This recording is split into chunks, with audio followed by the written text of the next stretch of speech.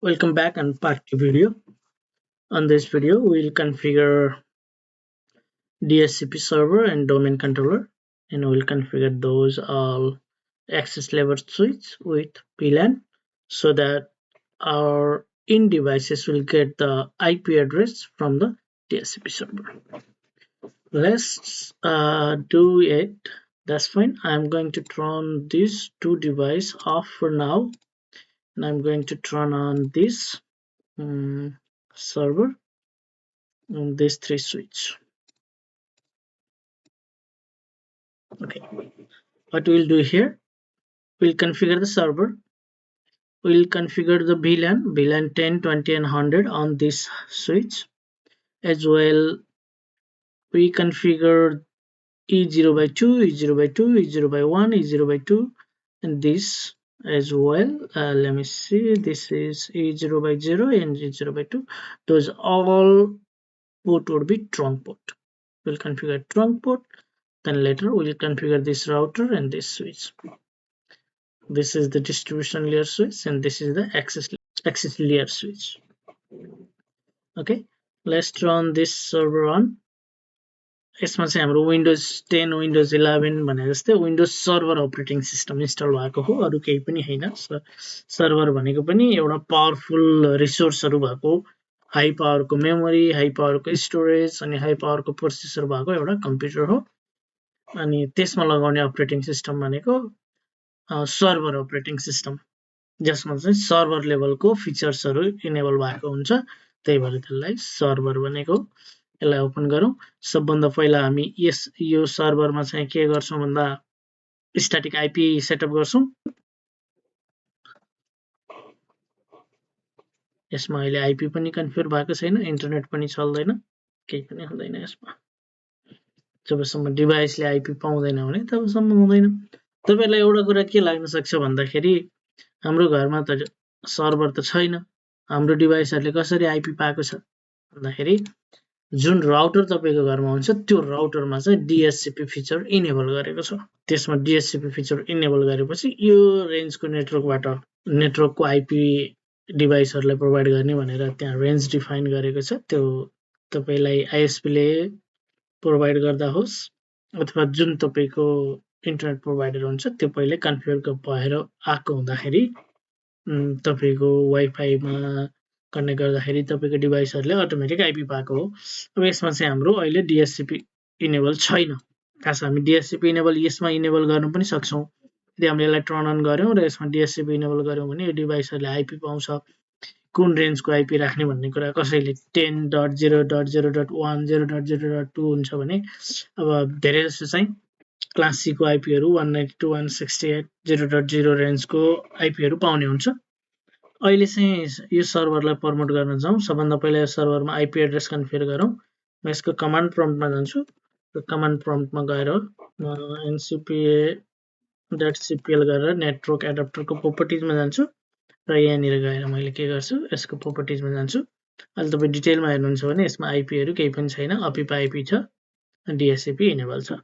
अब यो सर्भर भएको हुँदाखेरि सर्भरले आईपी डीएचसीपी बाट पाउँदैन, हामी स्ट्याटिकली दिनुपर्छ। त्यसको लागि म अहिले चाहिँ हामी IPv6 मा काम नगर्ने हुँदा त्यो हटाइदिन्छु। IPv4 प्रोपर्टिजमा जाउँ। यसमा चाहिँ यसको आईपी एड्रेस जुन हामीले पहिल्यै डिजाइन गरेको छौं यो आईपी दिने भनेर त्यही आईपी नै हामी 168.100 को रेन्जबाट 2 दिन्छौं। सर्भरलाई यसलाई 2 दिन्छौं। सबनेट मास्क भनेको यो क्लास सी को आईपी हुँदाखेरि 255.255.255.0। अब डिफल्ट गेटवे, जनरली त डिफल्ट गेटवे भनेको त राउटरको आईपी एड्रेस हुन्छ। तपाईले हेर्नुभयो भने तपाईको कम्प्युटरमा नि डिफल्ट गेटवे हेर्नुभयो भने तपाईको घरमा जुन राउटर छ, राउटरलाई जुन आईपी दिएको छ त्यो हुन्छ। तर इन्टरप्राइज नेटवर्कहरुमा त के हुन्छ, एउटा मात्र नेटवर्क हुँदैन, मल्टिपल नेटवर्क। जस्तो यहाँ अहिले भन्दाखेरि के भन्नु पर्यो, यो VLAN 10 को छुट्टै नेटवर्क भयो, 20 को छुट्टै नेटवर्क भयो, 100 को छुट्टै नेटवर्क भयो। प्रत्येक नेटवर्कको डिफल्ट गेटवे फरक फरक हुन्छ।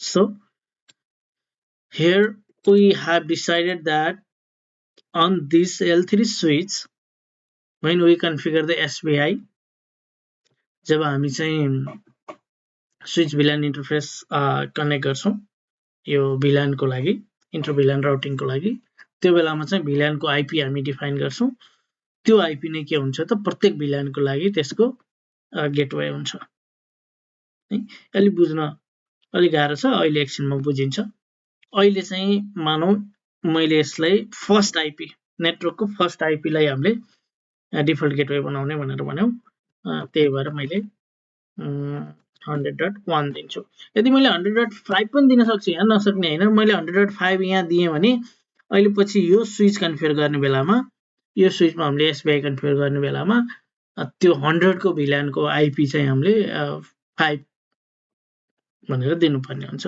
तर बीचको चाहिँ कहिले पनि दिँदैन कि लास्टको आईपी दिन्छ 25 हो कि चाहिँ 1 दिन्छ अहिले मैले 1 नै राखे अब डीएनएस सर्भर भनेको चाहिँ हैन डीएनएस सर्भरले चाहिँ के काम गर्छ डोमेन नेम सिस्टम भन्छ डीएनएस भनेको जसले चाहिँ के गर्छ त डोमेन नेमलाई जस्तो www.google.com भनेकोलाई आईपी मा कन्भर्ट गर्ने काम गर्छ त्यसको डेटाबेसमा लुकअप गरेर म्यापिङ गर्ने काम गर्छ कन्भर्ट भन्दा पनि म्यापिङ गर्ने काम गर्छ अब डीएनएस सर्भर चाहिँ हामी यही हाम्रो डीसी सर्भरलाई डीएनएस सर्भर बनाउन पनि सक्छौं अब ठुलो अर्गनाइजेसनमा चाहिँ डीएनएस सर्भर पनि छुट्टै हुन्छ डीसी सर्भर छुट्टै डीएनएस सर्भर छुट्टै डीएचसीपी सर्भर छुट्टै तीनटा सर्भर त्यही भइहाल्यो त्यो सर्भरलाई म्यानेज गर्नुपर्ने हुन्छ अहिले हाम्रो सिम्पल इन्भाइरोमेन्टमा हामी हाम्रो यही सर्भरलाई नै डीएनएस सर्भर बनाउने हुँदाखेरि चाहिँ हामीले के गर्दिन्छौं त भन्दा यही सर्भरको आईपी राखेर यो सर्भर नै डीएनएस सर्भर पनि हो भनेर बनाइदिन सक्छौं र कहिलेकाहीँ अल्टरनेट डीएनएस पनि हुन सक्छ कतै कतै चाहिँ हामीले पहिला पनि कुरा गर्यौं रिडन्डेन्सीको लागि सेक्युरिटीको लागि प्रोटेक्सनको लागि एउटा सर्भर फेल भयो भने अर्को सर्भरले काम गर्ने बनाउनु पर्ने हुन्छ त्यसको लागि अर्को डीएनएस सर्भर छ भने अर्को सर्भर पनि दिन सक्छौं अब कहिलेकाहीँ चाहिँ हामीले धेरै ठाउँमा चाहिँ यो गुगलको डीएनएस सर्भरमा 888 गरेर अथवा 444 गरेर यसरी यो पब्लिक डीएनएस हो यो प्राइभेट डीएनएस भयो अनि कुनै पनि यहाँ मध्येको कुनै पनि कम्प्युटरले www.google.com रिक्वेस्ट गर्यो भने सबभन्दा पहिला यो डीएनएस सर्भरमा आएर यसले खोज्छ google.com को आईपी कति हो भनेर यदि लोकल्ली क्याच छ भने त्यसको आईपी भनेको यो भनेपछि बल्ल फेरि हाम्रो गेटवे हुँदै इन्टरनेटमा हुँदै डाइरेक्ट आईपी मा जान्छ यदि योसँग पनि त्यसको कुनै इन्फर्मेसन छैन भने फेरि इन्टरनेटमा गएर डीएनएस सर्भरमा खोजेर त्यहाँबाट काम हुन्छ उसले चाहिँ डेटाहरु हामीलाई पठाउने काम गर्छ है यसको बारेमा पछि अझै धेरै डिटेल बुझ्नु पर्ने हुन्छ गुगल पनि गर्न सक्नुहुन्छ तपाईहरु डीएनएस ले कसरी काम गर्छ how DNS works what is DNS server भनेर अहिलेको लागि यही कन्फिगर मात्रै बुझौं धेरै कुरा बुझ्नु परेन यो कन्फिगर यहाँ राख्ने यो हाम्रो डीसी डीएचसीपी सर्भरलाई नै हामीले डीएनएस सर्भर पनि बनाउने भनेको हुँदा दुईटैको एड्रेस एउटै राखेको हो भनेर बुझौं न अहिले ओके ओके हामीले स्ट्याटिक आईपी कन्फिगर गर्यौं 10.2 ओके अब त्यसपछि यसको नेम के दिएको छ होस्ट नेम गरेर हामी कमान्ड प्रम्प्टमा हेर्न सक्छौं एसआरभी सर्भर दिएको छ अब नाम चेन्ज गर्दा पनि हुन्छ नगर्दा पनि हुन्छ केही फरक परेन अहिले एसआरभी नै दिउँ अब सबभन्दा पहिला यसलाई डोमेन कन्ट्रोलर बनाउने र डीएचसीपी सर्भर बनाउने भने रोलहरु इन्स्टल गर्नु पर्यो त्यसको रोल इन्स्टल गर्नको लागि हामीले के गर्नुपर्छ त भन्दा यो सर्भर म्यानेजरमा गएर म्यानेजमा गएर add role and feature server भन्ने बित्तिकै त सर्भरको रोलहरु एड गर्नु पर्यो है यो सर्भर म्यानेजर हाम्रो नर्मल कम्प्युटरमा हुँदैन हामीले सर्भर अपरेटिङ सिस्टम इन्स्टल गरेको हुन्छ हैन लोकल सर्भरको डिटेल यहाँबाट नि हेर्न सकिन्छ हैन सर्भर अहिले हाम्रो चाहिँ यो वर्क ग्रुप मोडमा छ सर्भर मोडमा छैन किन हामीले यसलाई सर्भर डिफाइन गरेको छैनौं यसको इथरनेटको आईपी यो भयो अनि रिमोट डेस्कटप इनेबल छ रिमोट म्यानेजमेन्ट इनेबल छ पब्लिक अन छ विन्डोज डिफेन्डर फायरवल अनि यसका फिचरहरु यहाँ छन् हाम्रो 12 जेनेरेसन i5 प्रोसेसर हो जसको चाहिँ हाम्रो 8GB RAM छ यो सर्भरको र 80GB हार्ड डिस्क दिएको छ let's promote the server as a domain controller so I'm going to install the domain controller role on this server okay Installation type, a role based and feature based installation. This on this server. Okay, Active Directory domain service. Add features. No need to do anything. So we are going to install this role, Active Directory domain service role, on this server. Next, install. Role will be installed here. It can take a little bit time. Let's wait. यो AVNG भन्ने application चाहिँ एकदम best छ practice गर्नको लागि। अलिकति high configuration computer चाहिँ चाहिन्छ हामीलाई। एटलिस्ट 16 GB मेमोरी भयो भने चल्छ, तर त्योभन्दा मोर 40 गिग जति भयो भने बेस्ट। प्लस प्रोसेसर पनि i5 i7 at least more than 8 core processor भयो भने, 8 फिजिकल कोर 8 लजिकल कोर भयो भने चाहिँ पर्फर्मेन्स राम्रो हुन्छ। एकपटक यसको स्ट्याटस पनि हेर्छु म। 45 CPU 17% use memory. Okay, that's fine. Our server is working on here, installing the Active Directory domain controller role. After that, looks like it's installed. I'm going to close it, and you see this mark notification. That means what it is saying, that the role has been installed, but you have to promote this server as a domain controller. Promote this server to the domain controller, server to a domain controller. Next, and there are many more options. Add the domain controller to an existing domain. If there is already domain, we can add that one, or add a new domain to the existing forest. If there is already any forest exist and you wanna add the another domain on this one, but we are going to add the new forest and new domain. That's why it's still working. Okay, we have to select add a new forest, and we have to give the domain name. Add new forest. Let me give this as a raz.com is my domain name. Any name you can do. So it's not necessary to be the www.raz.com is already registered on there. It's not matter. But if you have the production environment and if you have your website as well, better match. Like if you have your www.yourorganisationname.com, then same domain should be here. Okay, I'm going to do raz.com for now. Okay, domain controller ले के गर्छ त भन्दाखेरि domain को क्लाइन्टहरु प्रिन्टरहरु manage गर्ने, user and computer management, group policy management, त्यो सबै कामहरु domain कन्ट्रोलरबाट हुन्छ। त्यो भने डोमेन कन्ट्रोलर भनेको क्लाइन्टहरु जति पनि क्लाइन्टहरु छ तिनीहरुको युजर म्यानेज गर्ने, अनि क्लाइन्ट डिभाइसहरु म्यानेज गर्ने, ग्रुप पोलिसीहरु मेन्टेन गर्ने र अरु धेरै फिचर्सहरु गर्न सकिन्छ। Domain name system DNS server specified domain controller capability. अब यसलाई चाहिँ के गर्ने त, यसलाई डोमेन DNS सर्भर बनाउने कि नबनाउने भन्ने कुरा यहाँबाट हुन्छ। DNS सर्भर यदि यसलाई टिक गरेन भने DNS सर्भर बन्दैन। DNS सर्भर अगाडि हामीले IP एड्रेस दिने बेलामा यो DNS सर्भर हो, DNS सर्भरको एड्रेस पनि यही हुन्छ भनेर भनेको थियौं। त्यसको लागि हो, यसमा हामीले केही पनि गर्नु पर्दैन। विन्डोज सर्भर 2016 है, फरेस्ट फंक्शनल लेभल। अब यहाँनिर एउटा password type the directory service register mode password. यो पासवर्ड के को लागि हो भन्दाखेरि भोलि हाम्रो डोमेन कन्ट्रोलरमा केही प्रब्लम आयो र सिस्टम रिस्टोर भन्ने एउटा विन्डोज अपरेटिङ सिस्टममा फिचर हुन्छ। त्यस्तै फिचर जस्तै भोलि यसमा प्रब्लम आएर यसलाई डाइरेक्टरी एक्टिभ डाइरेक्टरीलाई रिस्टोर गर्नु पर्यो भने यसले पासवर्ड माग्ने हुन्छ। यो दिनै पर्ने हुन्छ र यसलाई हामीले डकुमेन्ट गरेर राख्नुपर्ने हुन्छ कि के पासवर्ड दिइयो भनेर।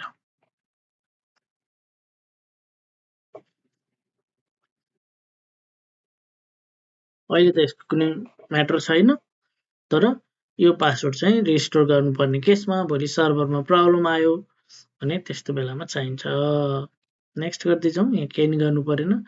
नेट बायोस डोमेन नेम भनेको त्यो .com लाई हटाएर अगाडिको नेम यहाँ यसले अटोमेटिक लिन्छ। पाथ कहाँ स्टोर हुन्छ रिभ्यू गर्छौं, प्रिरिक्विजिट चेक हुन्छ, इन्स्टलेसन हुन्छ, यो डेटाबेस फोल्डर विन्डोजको NTDS भन्ने डेटाबेस फोल्डरभित्र गएर जति पनि एक्टिभ डाइरेक्टरीको इन्फर्मेसन त्यसको डेटाहरू हुन्छ त्यो डेटाबेसमा गएर सेभ हुन्छ। अहिले हामीले नेटवर्किङको सँगसँगै सर्भर पनि प्र्याक्टिस गरिरहेछौँ किन एउटा कम्प्लिट इन्भाइरोमेन्ट सिक्नुपर्ने भएको भएर ओभरभ्यू कस्तो हुन्छ एउटा वेल म्यानेज अर्गनाइजेसनमा कसरी सबै सिस्टमहरूलाई सेन्ट्रली म्यानेज गरिन्छ नेटवर्किङ कस्तो हुन्छ भन्ने कुराहरू सबै एकै ठाउँमा सिक्नु थालेको हुँदाखेरि हामीले यो कुरा अहिले सिकिरहेको छौँ। First part we just design the network, we learn about the devices and how those connected. Looks like the prerequisite passed successfully. No worry about those warnings. Install. Now domain controller role already installed and this server is promoting as a domain controller, Active Directory domain controller. And after this we will install the DSCP role on this server as well, and we'll configure the DSCP scope and we configure these switches, access switch and the distribution layer switch. Then those all device will get the IP from this DSCP server, and those devices on the different VLAN can communicate each other. Let's wait to complete this.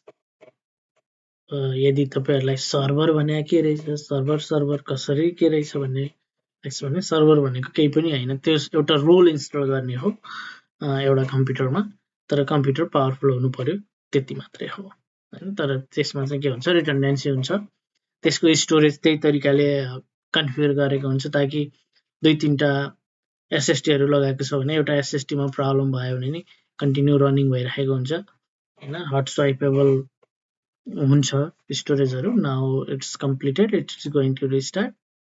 अब चाहिँ अहिलेको login र अहिलेको लगइनमा तपाईले अलिकति फरक पाउनुहुन्छ। अहिले चाहिँ एडमिनिस्ट्रेटर भनेर मात्र युजर नेम आएको थियो भने अब raj/administrator भनेर यो कम्प्युटरको लगइन आउँछ।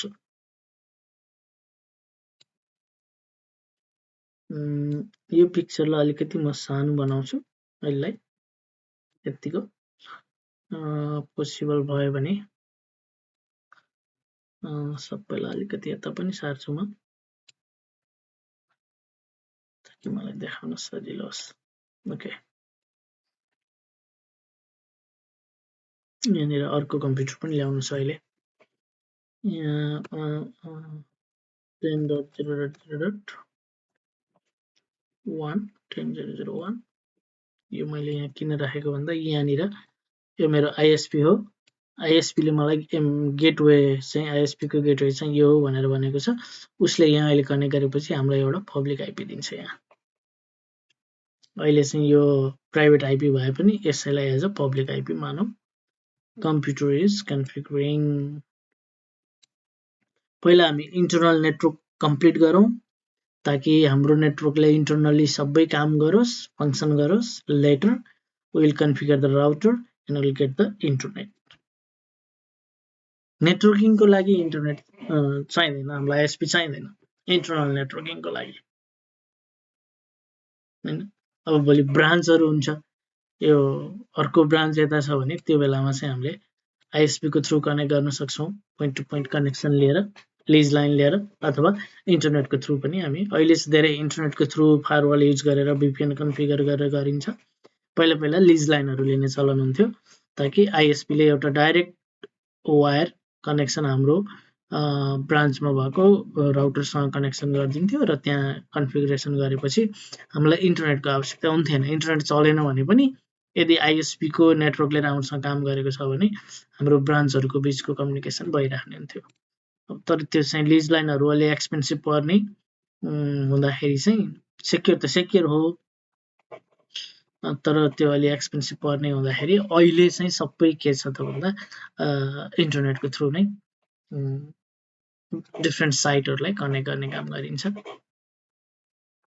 यो सेटअप हुँदा हुँदै हामी यो स्विचहरु पनि कन्फिगर गर्न सक्छौं। म फेरि भन्छु, यो स्विचमा हामीले के गर्नुपर्छ, यो तीनटा VLANहरु कन्फिगर गर्नुपर्छ। अहिले यसमा पनि र यसमा पनि। यदि भिलेन प्रेजेन्ट भएको छैन भने चाहिँ त्यो भिलेनहरुको कम्युनिकेसन हुँदैन। जस्तै यहाँ भिलेन 10 को 5 वटा डिभाइस छ भने मैले यहाँ भिलेन 10 मात्रै कन्फिगर गरे भने भिलेन 10 को डिभाइसले त काम गर्छ। अनि यहाँ भिलेन 20 छैन भने भिलेन 20 काम गर्दैन। त्यो चाहिँ हाम्रो ट्रबल सुटिङ बुझ्नुपर्ने कुरामा जान्छ।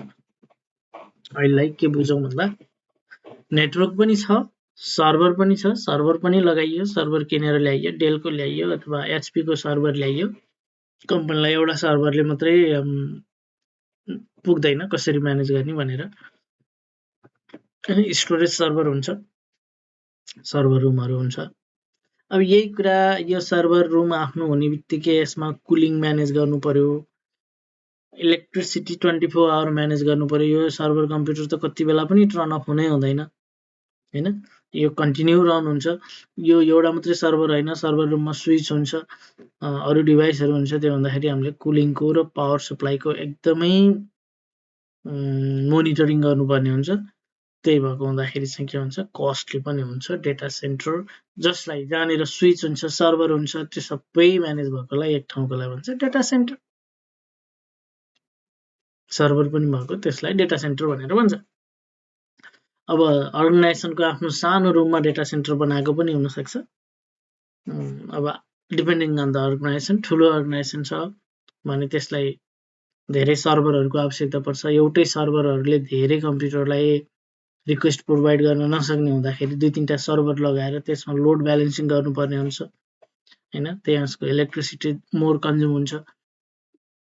अनि त्यसपछि गएर कुलिङको एकदम इम्पोर्टेन्ट हुन्छ।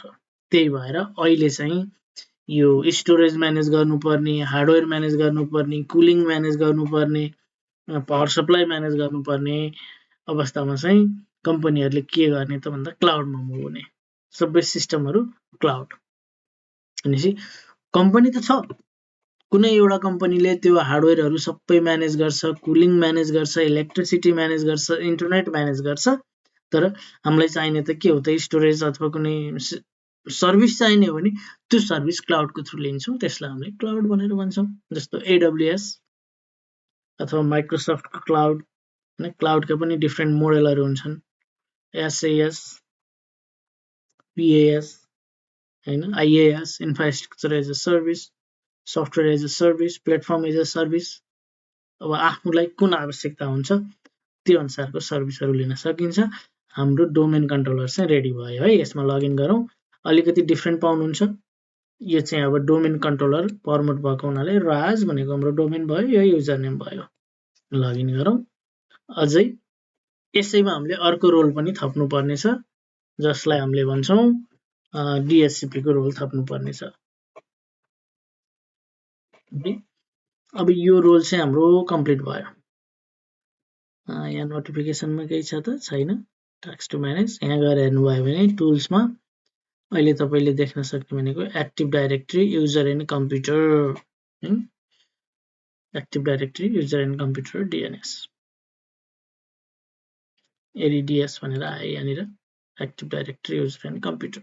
यहीँबाट के गर्छ, हामीले कुनै कम्प्युटरहरु डोमेनमा जोइन गरेको छौं भने नि त्यो कम्प्युटरहरु यहाँ हेर्नु पाइयो।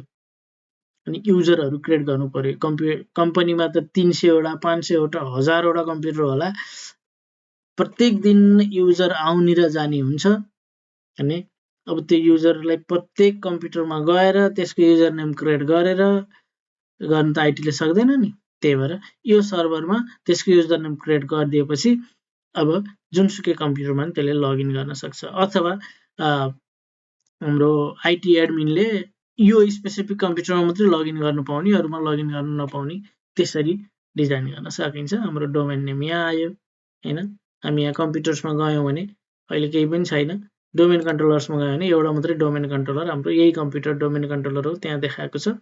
युजर्समा गयौं भने नि अहिले हामीसँग एडमिनिस्ट्रेटर भन्ने युजर चाहिँ छ है। यसलाई हामी अर्गनाइजेसनल युनिट भनेर भन्छौं।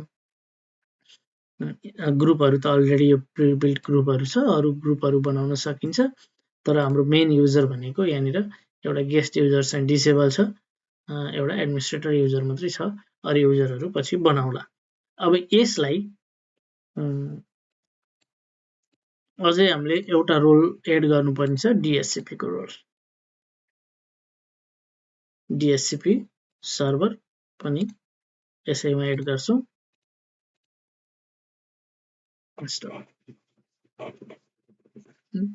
यो चाहिँ आईटी पढ्ने आईटीमा भएको स्टुडेन्ट्सहरु र +2 को भाइ बहिनीहरुले पनि एउटा इन्फ्रास्ट्रक्चर आईपी कुनै पनि अर्गनाइजेसनको इन्फ्रास्ट्रक्चर कस्तो हुन्छ र आईटी एडमिनिस्ट्रेटरले कसरी काम गर्छ, एउटा एडमिनिस्ट्रेटरले मात्रै सबै म्यानेज गर्न नसक्ने हुँदाखेरि त्यहाँनिर आईटी सपोर्ट हेल्प डेस्कहरु पनि हुन्छ। हेल्प डेस्कमा कसरी काम हुन्छ, हेल्प डेस्कले के काम गर्नुपर्ने हुन्छ, एडमिनिस्ट्रेटरले के काम गर्नुपर्ने हुन्छ, अनि नेटवर्क एडमिनिस्ट्रेटरले के काम गर्नुपर्ने हुन्छ भन्ने कुराहरु बुझाउनको लागि मात्रै यो भिडियो क्रिएट गरेको मैले। Okay, on the small organization, one person can manage the network, manage the server, and look at those all everything.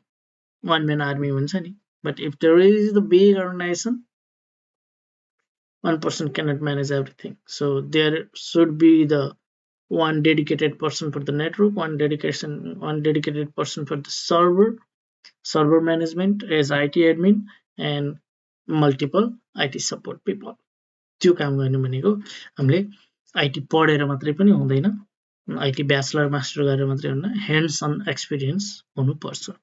त्यो यो सबै कुराहरु if college provide these all things, how everything happen in the behind, that's fine, but I don't think that the college student learn those everything on the college during their degree. Okay, let's go ahead on course.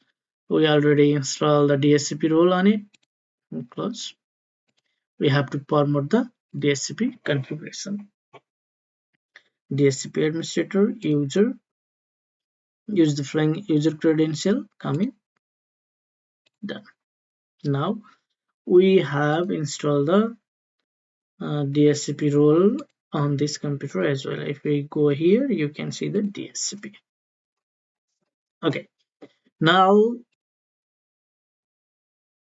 DHCP, Dynamic Host Configuration Protocol. DHCP ले के गर्छ, which assign the IP address to the end device whoever requests the IP address through the defined pool, that is DHCP. And DHCP also works on DORA process. There is one process called DORA. IP request गर्ने पनि process हुन्छ के, जसलाई हामी डोरा भनेर भन्छौं। अनि DNS ले 53 पोर्टमा काम गर्छ, DHCP 67 र 68 हुन्छ। ती पोर्टहरुको बारेमा पनि हामीले जान्नुपर्ने हुन्छ, how the port works. DORA process is important, and three-way handshake, how the TCP UDP works. But those are the conceptual thing, and this is the practical thing. Let's configure the DHCP server first. DHCP server.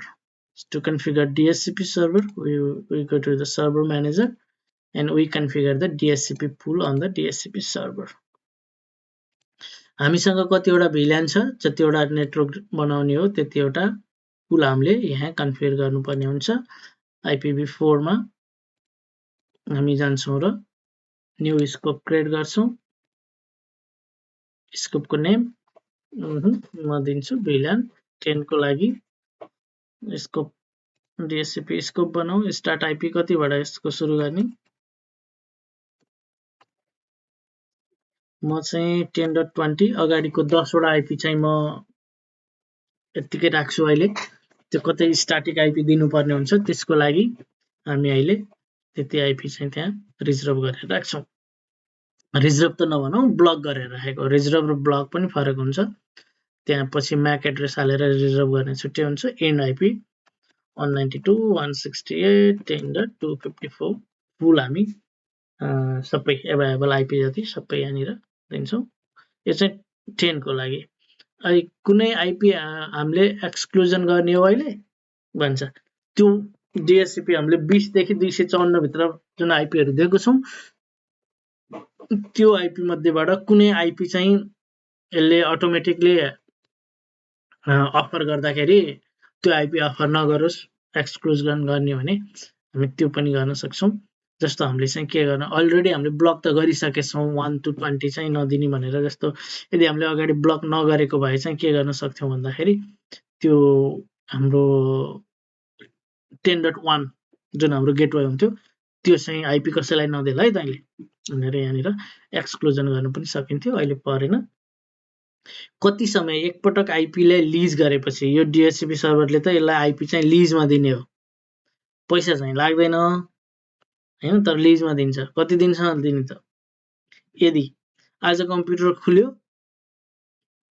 10 दिनसम्म खुलेन अनि 11 दिनमा आएर खोल्यो भने त्यो कम्प्युटरको के हुन्छ आइपी डिफरेन्ट हुन सक्छ लिज टाइममा उसले के हेर्छ रिन्यू त त्यही आइपी गर्न नि सक्छ त्यो आइपी एभाइलेबल छैन भने अर्को आइपी दिन्छ कति दिन दिने 2 दिन 3 दिन है सेक्युरिटीको लागि हामी 3 डेज दिउँ त्यो जति दिने त्यो एडमिनिस्ट्रेटरको कुरा हो कसरी कन्फिगर गर्ने कन्फिगर गरौँ र डिफल्ट गेटवे कुरा आउँछ यहाँनिर डिफल्ट राउटर पनि भन्छ डिफल्ट गेटवे पनि भन्छ हामी अहिले स्कोप बनाउँदैछौँ VLAN 10 VLAN 10 को डिफल्ट गेटवे कति हुन्छ यो डिफल्ट गेटवे यहाँ किन कन्फिगर गर्नुपर्छ त भन्दा अटोमेटिकली यसले VLAN 10 को डिभाइसलाई यो डिभाइसलाई आइपी एसाइन गर्दाखेरि किन भन्दाखेरि यसले आइपी एड्रेस सबनेट मास्क त एसाइन गर्छ नै plus it has to assign the default gateway as well.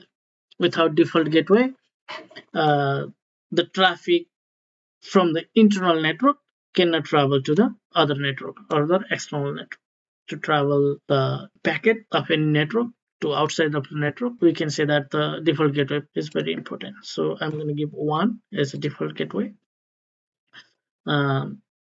के पनि हुन सक्छ भन्दाखेरि यदि रिटर्डेन्सी क्रिएट गरेको छ भने दुईटा डिफल्ट गेटवे पनि हुन सक्छ कहिलेकाहीँ दुईटा तीनटा आवश्यकता अनुसार प्रिफर्ड डोमेन नेम यो raj.com भनेर यहाँ देखिएछ पछि तपाईले यो कम्प्युटरमा यहाँ जसरी यहाँ देखाइदिन्छु नेटवर्कको प्रोपर्टिजमा गएर यहाँ यसरी नामहरु देखिरहेछन् यसरी नै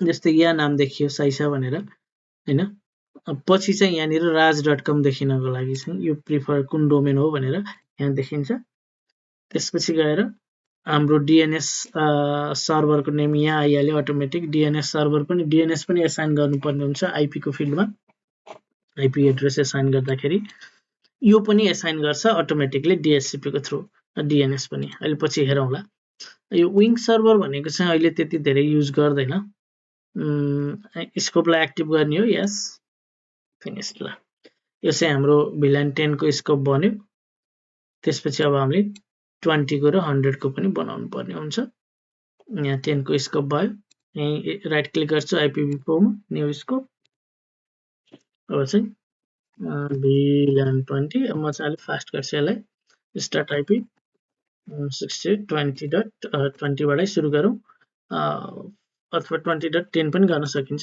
10 वटा आइपी चाहिँ छोड्दिउँ त्यतिकै 6820.254 okay something wrong 254 not 255 255 is broadcast IP we can assign that no any exclusion 3 days 23 days lease no 3 days lease yes default router definitely 192.168.20.1 okay next okay raj.com next knowing server next finished and I want the scope for VLAN 100 as well हुन त अब यो server farm हामीले भनेछौं VLAN 100 भनेको server फार्मको लागि हो भनेछ सर्भरहरु र अरु डिभाइसहरुमा चाहिँ जनरली आइपी चाहिँ स्ट्याटिकली नै एसाइन गरिन्छ तर पनि अहिले बनाऊ केही छैन okay but VLAN 100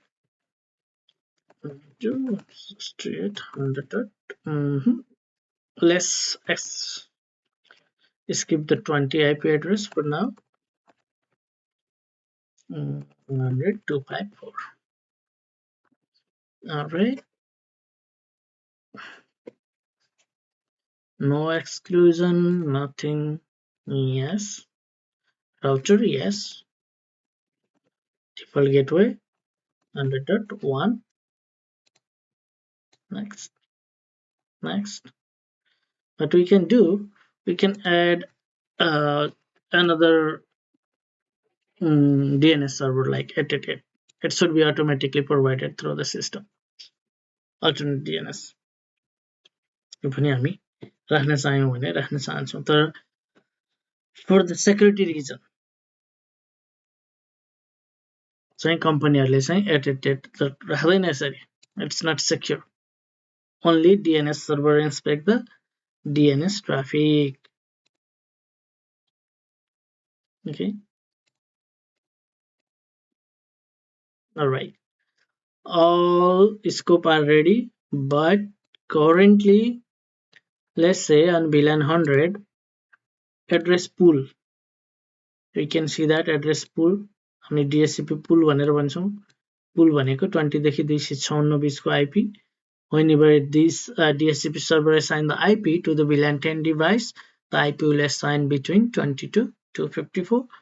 Any address has not reserved, no any reservation. We have not reserved any IP yet. Then scope option, we have set up the router, DNS server, and DNS name. DNS name is ras.com. That's all. And no any DNS policy, DHCP policy. We can configure DHCP policy. Different kind of policy can be configured here, but no policy here right now. The purpose of this is that these servers should assign the IP address to this client device. We have promote this server as the domain controller, and we have promote this server as DHCP server. अब those all switch are turned on. Can this device get the IP? Let's turn this VLAN 10 computer. Do you think this can get the IP still? No. We have to do many more on this network,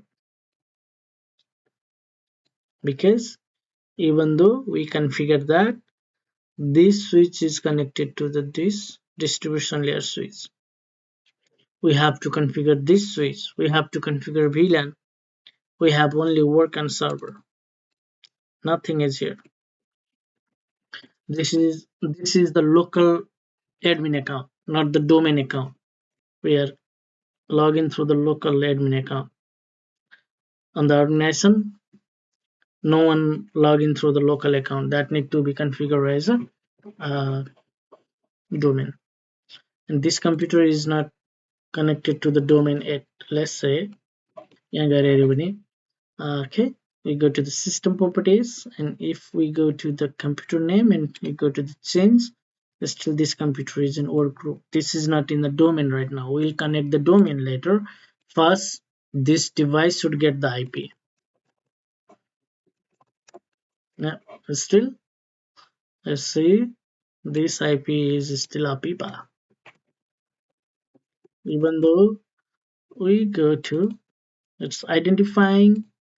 If we go to IPv6 and IPv4, we set up as the obtain an IP automatically. That means DHCP server. यदि हामीले यसरी configure गरेछौँ भने whenever you need the IP address, try to find out the DHCP server and get the IP from DHCP server. But to go to request the IP from DHCP server, it needs the path. The path is not ready yet.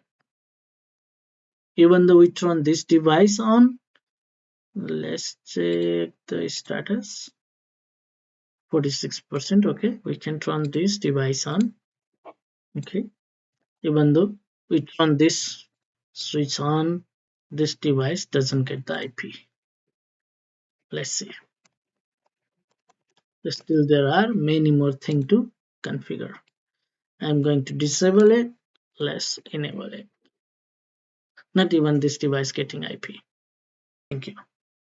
The configuration, remaining configuration we will configure on next video. Thank you for watching this video. Next time I will configure the switch, distribution layer switch and access level switch. After that, all VLAN device will get the IP from our DHCP server, and we'll join those devices to the domain controller, and we'll configure other video 3. Thank you.